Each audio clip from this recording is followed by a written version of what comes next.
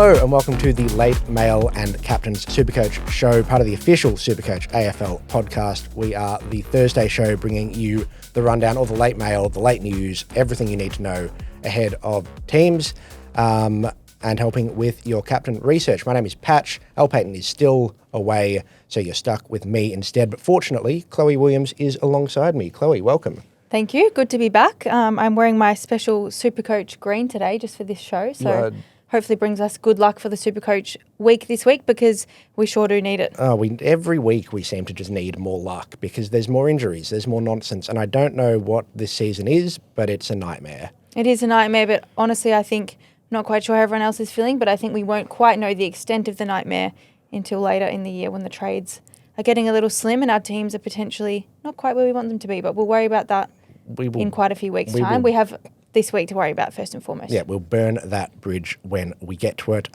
Hit like and subscribe on the Code Sports YouTube channel. Make sure you're tuning in there so you can see Chloe's very green shirt. And then you also have to put up with me on there as well, but that's fine. We'll be right. The SuperCoach Podcast League, the official league code is 407756. Make sure you jump into that.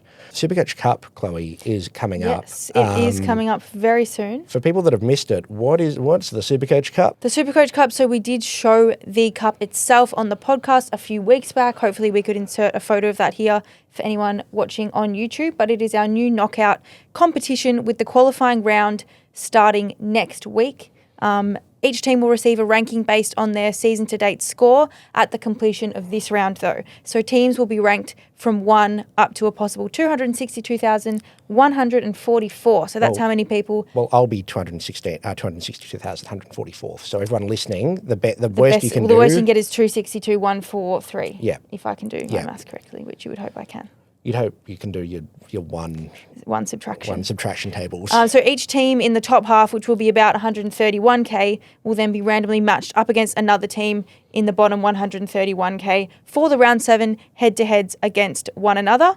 And then the winners from there will then proceed into the SuperCoach Cup comp in round 8. So all of this information is available in the SuperCoach Cup tab on the desktop or app. So make sure you check that out because I know it sounds a little bit confusing to say. Basically, just a big knockout tournament. Yes. With every team in SuperCoach. So if you're ranked, let's say you're ranked 20 at the moment, good job if you are. Well done. You could be matched up against someone ranked 131k or a bit after, I think, based on where that split was at. Let's just say you're up against someone ranked 141k and they could knock you out of the SuperCoach Cup if they have a good week, you have a bit of a poor week. So it's anyone's game, really, the SuperCoach Cup. And on the flip side, the people that are looking at, they've been hit by every injury under the sun and thinking about throwing in the towel, well, there's something to stick around for. There is, because if you take that scalp as well, it will all be in the SuperCoach Cup as well, you could knock Patch out of the competition. You will.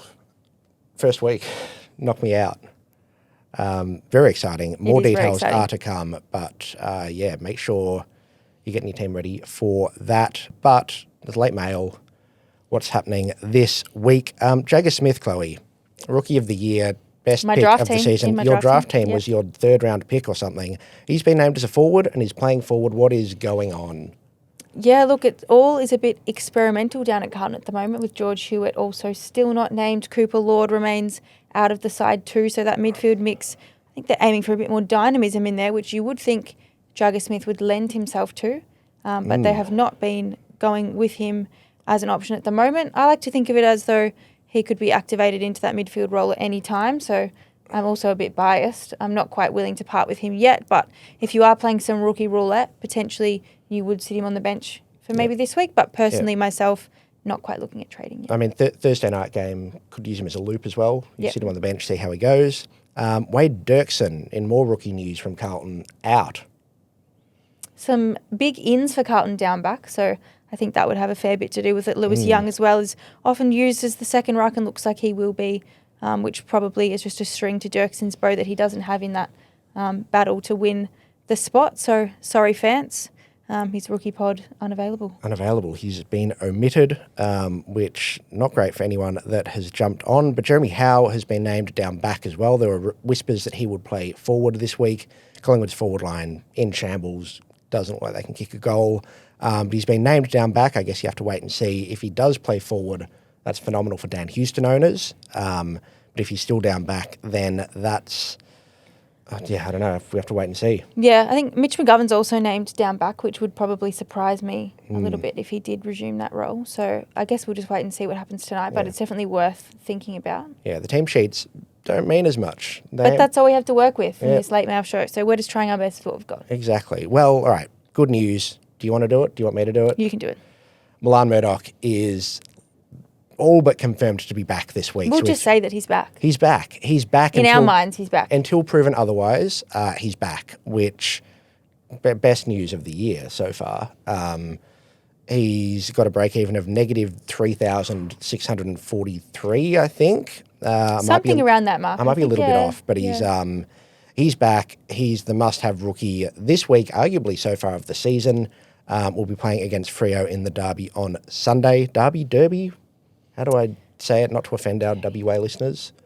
I was actually considering this before we came on the show. I couldn't remember which one I normally go with. Derby. The Derby. We'll just say the very important WA clash on the weekend. Yeah. And Haydn Young also could return as well. So if you've held him, well done. He could be back. We get another look at him to see how we're tracking, see how he's tracking. But I wouldn't be bringing him in on that news, but he is back. And there's also some injury news from the Western Bulldogs, which came in just as we're about to hit record on this. Ed Burke reporting for Code Sports, which will be up online. All the team news will be up there. Tim English is out tonight. There were whispers that he could be back. I think he's pretty close, it sounds like, but he will not play against Geelong. Lockie Jakes is in to replace Connor Butterick, who is going to miss a couple of weeks with a hamstring injury. And Chloe, what was the Ed Richards latest? So Bevo has said that he is doing everything he can to come up to play, but he can't emphatically say right now that Richards is playing. Okay, so Ed Richards is in a hyperbaric chamber somewhere. Probably. Yeah, just doing his best. Resting up. Tom Liberatore will play as well, so I don't know if that means that they don't need Richards as much, but I cannot believe that Ed Richards is in the frame after... It's crazy. The amount of pain he was in when he hobbled off on Saturday night. It doesn't look great, but it's great news for him and for owners. Yeah, great news. On the injury front, I just mentioned Connor Butterick. He is out for 3 to 4 weeks, so he looks like a trade in SuperCoach if you've got him, despite him just picking up DPP. Jack Lukosius is out for 2 months, which... not ideal for the mountains of coaches who jumped on a few weeks ago. At least you got the 60K price rise out of him. And Dane Zorko is also out for 2 to 3 weeks. And I'd suspect that all of those players are trades. I would say so myself, yes. And Dev Robertson, tragic news, as we've had wonderful rookie news out of West Coast. SuperCoach gods also taketh away, and they have taketh big time. With Dev Robertson out for the season with a knee injury, with an ACL, which just sucks. It does suck, and for me, having both him and Butterick and having to worry about them when we all have enough issues going on is a bit annoying. But the other guy in my team who is a bit worrying and was already a bit worrying before the latest update is Noah Anderson, out for potentially 1 to 3 weeks, with our best guess of what happens after you have... Did he have his appendix removed? Yeah. Is that what happened? Yeah, he's had his appendix out, which the Suns are like, could be 1 week, but everyone I have spoken to or seen talking about having an appendix removed, who's had their appendix removed, including, our own Al Payton, is like, you're not playing 1 week after I haven't had my appendix out, but I could imagine that you wouldn't really want to be tackled a week after having that surgery done. No, I feel like most surgeries you're not super keen on being tackled, but Probably, appendixes especially, I don't know. Where's Al when you need him? Where is Al when you need him? I hope he's having a lovely time on leave, is where he is. But are you trading 1 to 3 weeks? We're not expecting it to be 1 week, but we've had so many injuries this year and we know this isn't long term. Yeah, I think it's actually a lot harder than I first thought. I think initially when I heard the news, I was already toying with the idea of trading him. He's not been good. He has not been great. He's been really annoying. And I was toying with the idea, but I probably wasn't convinced. Saw the appendix news, swapped him straight out for Petrarca, which I'm not necessarily encouraging everyone to go jump straight back onto Petrarca early. I just thought, well, where else am I going to spend my money? I need forwards with all this carnage. Yep. But then only this morning I was thinking, with all the other injury chaos that we've had this year, maybe a hold could be on the card. So what are you thinking? I'm thinking hold. Wow, okay. purely because we know it's not long term. So it'll Yep. be, I'm expecting 2 weeks. 2 weeks in most other seasons has been a hold. Yeah, that's true. And I've also... Even with his previous scoring woes, so to say. Yeah, I guess. Yeah. Like, I don't love it. I've not been particularly impressed with him, but from a scoring perspective, but I am trying to get my team to full premium. That is my goal, and I'm not going to be doing that by trading out premiums every week, which we've been doing. We've had to. Yes. In hindsight, I wish I could have held Tim English. Me too, yeah. Wish I could have held Petrarca, but they looked like they could have been up to 6 weeks. Yeah. Definitive trade. We know Anderson's short term. It still kind of sucks in that it doesn't mean he scores. He's going to magically go back to what it was last season. But I would rather have Anderson coming back in 2 weeks and still be upgrading my team elsewhere than to be trading him out and then still be playing more rookies down the line, because I'd much rather have Noah Anderson on field than, say, a Sam Grill or like a Todd Marshall or whoever it ends up being. So, but yeah, that's, I think, where we sit, but I don't begrudge anyone from trading him out. He's been a frustrating own all season. And also, who knows how Petrarca being back, which news as well. Well, if I can do maths again correctly, then I don't think we've seen a team with Rao, Petrarca, Anderson, at least not for a full game. No, I don't think we have. So that will be interesting to watch over. Well, we'll have to wait potentially the 1 to 3 weeks for Anderson to return, but that will be interesting to see when it eventually comes together as well. Actually, we would have seen it. It was the State of Origin game, which doesn't help us at all. No, it doesn't. But yeah, so I think that's where we land there. And then Flynn Perez as well has been a discussion point this week. He's on the bubble, got a very nice break even. 99K as a defender. A lot of people are jumping on, but is he holding his spot? 16,000 trade-ins for Flynn Perez. It's a lot of trade-ins. Tim Mitchell, very big Flynn Perez advocate. It's not a good sign. Not a good sign. Didn't want to throw shade. I'm just kidding, Tim. Didn't want to throw shade at Tim. We loved him, but Chloe's not wrong. No. So they managed Jack Scrimshaw last week. I don't know if managed is code for dropped. I don't know. We won't know, but I still think, we were discussing this before, that potentially that sort of selection pressure being there might not bode well for his long-term job security. I think that he's been great so far, but a team like Hawthorn, with all due respect, compared to a team like Essendon, or I guess you could even technically throw Carlton in there, but we just don't have the same rookies available. Potentially that selection pressure puts him at a bit more risk than potentially someone, even like a Jacob Farrow, of course, the bigger price tag. But even an Angus Anderson if you're happy to wait for next week. Yeah, well, it's that thing of, if he plays one bad game, they've got Jack Scrimshaw sitting waiting in the wings, ready to go, who's a very good footballer over a long period of time. And, Essendon, has Mason Redmond go down and they're like, who have we got? We got some 18-year-old kids, I guess they're in. Yeah. So, yeah, I think it gives very big Henry Hustwaite vibes for me, which, for anyone that forgot from last year, Hustwaite played the third game and then didn't play again for the rest of the season and sat on the bench as kind of after a I think rookie. Dossie told everyone to just trade him in straight away. Yeah, before he'd played a game from memory. Hopefully your advice goes down a bit better than that. Well, we'll find out. Watch him now become a wonderful pick. But I think Jacob Farrow is the better trade in if you don't have him yet. Anyway, I think that's all the news. I think so, which, to be fair, compared to the previous weeks, I think we'll take that amount of news for a week. Yep, we will take that and run. Rogue Traders. What do you got for us, Chloe? So what weird moves are coaches making in these turbulent times? This one really piqued my interest because I spent much of the last few weeks actually toying with trading out Darcy Parish. I was rewarded for a hold last week, 130 plus from 130 plus Parish, but could it be a flash in the pan? Probably. Probably, maybe. But 575 coaches are trading into Darcy Parish this week. Jeez, so after all the struggle of the first 5 rounds, they're deciding to jump on. Well, I mean, join the pain train. Essendon's due for another 16 wins in a row now. That's how it works, true. right? We lost 17 in a row. We've banked another 16 wins to come. Yeah, and that if we makes keep sense. winning, Parish will score well. Yeah. So, yeah. I do think Parish played very well in the second half. He did.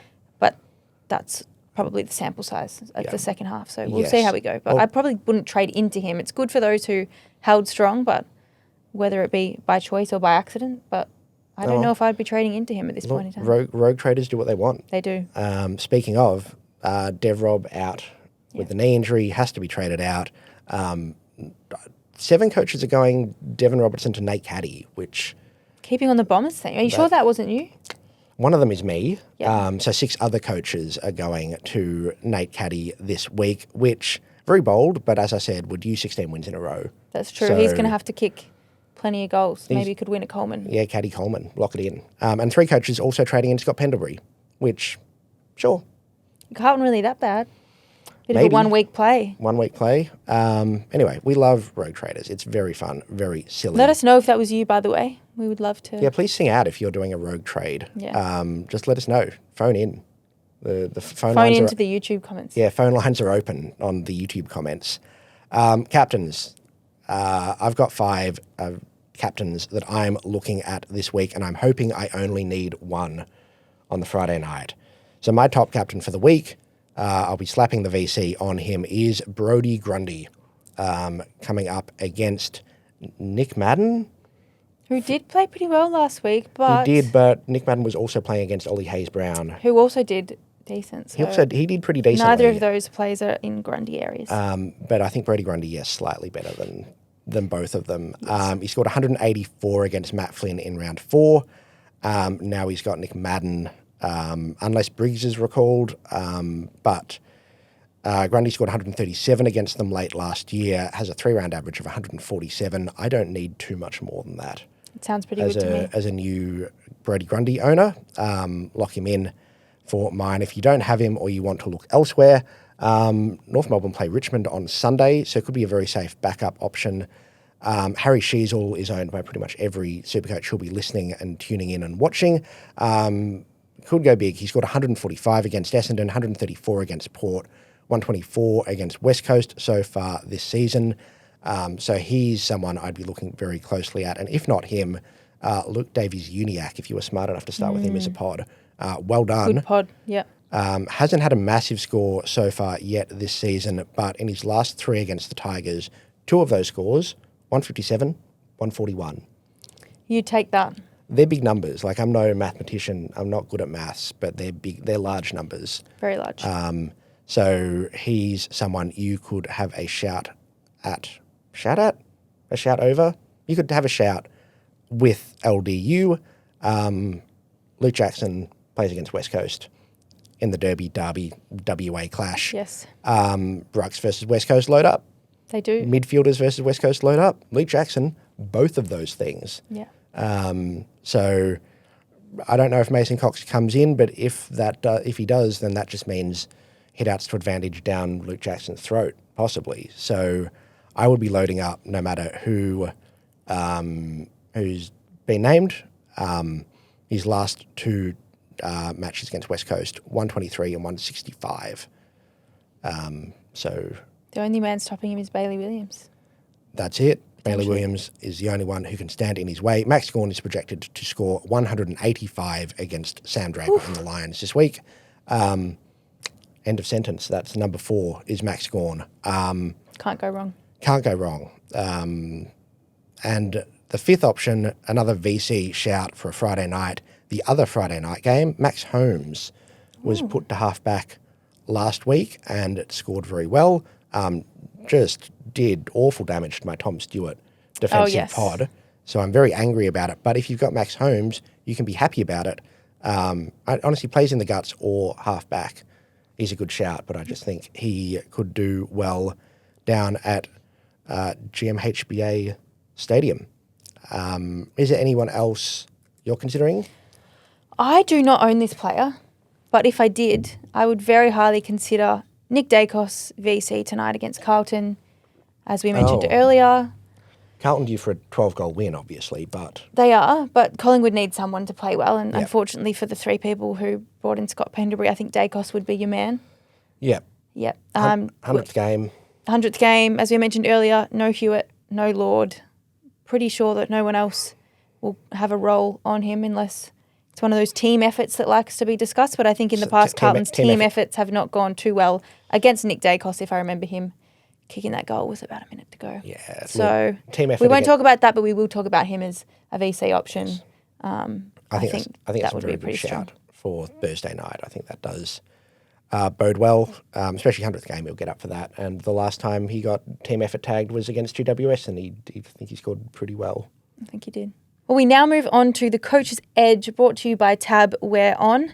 Last week, not so much success in our same game multi, just the one leg got up, I believe, which was Lockie Whitfield. Is that a Lare-Mare? It could be, yes, it could be, with their takeover last week. But we're back this week with our 3-leg same game multi for the WA clash over the weekend. Josh Lindsay from the Eagles, popular rookie. I reckon that he can go 20 plus disposals. I hope so. And Bailey Williams as well, 15 plus disposals I have him down for, which is a bit risky, a bit of a good one for the odds. He's only averaged 10 disposals across his career, which doesn't bode well, but had 20 disposals last week. He did. Got a lot of handballs. So Did get a lot of handballs. Hopefully he can recreate that. So it's a bit of a risky one, but it does help us out with our odds there. And Murphy Reid to kick a goal as well. He has been a popular SuperCoach pick. He's in my draft side. He hasn't kicked a goal since round 2, but I'm sure he will love playing over there in front of the home crowd. Yeah, which I feel like if he's going to kick a goal any game this year, it feels like it'll be this one. You'd back him in against West Coast. Battle of the Reids. Battle of the Reids. That multi comes out at $7, and hopefully we can get some wins on the board this week. Chances are you're about to lose. For free and confidential support, call 1-800-858-858 or visit gamblinghelponline.org.au. That is all we've got for you on the Late Mail and Captain's show on this Thursday. Stay tuned to codesports.com.au for any news you will need. The news tab of the SuperCoach app as well filters through to the same wonderful, great content. We'll be kicking around. Keep your eye out on socials and everywhere else. Go, watch us on YouTube if you're not already there. So you can go back next week and see our wonderful faces. Thank you for tuning in. We will catch you next time.